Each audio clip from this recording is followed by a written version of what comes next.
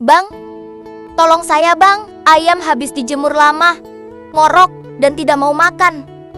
Ini kasus yang sering terjadi di lapangan, dan jujur, banyak peternak pernah ngalamin.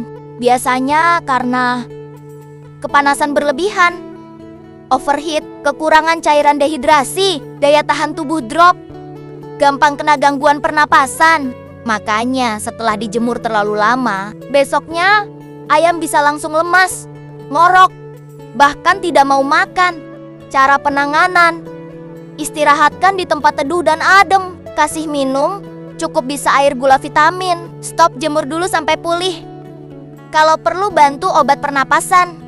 Yang sering jadi kesalahan, niatnya mau bikin ayam kuat, tapi malah berlebihan.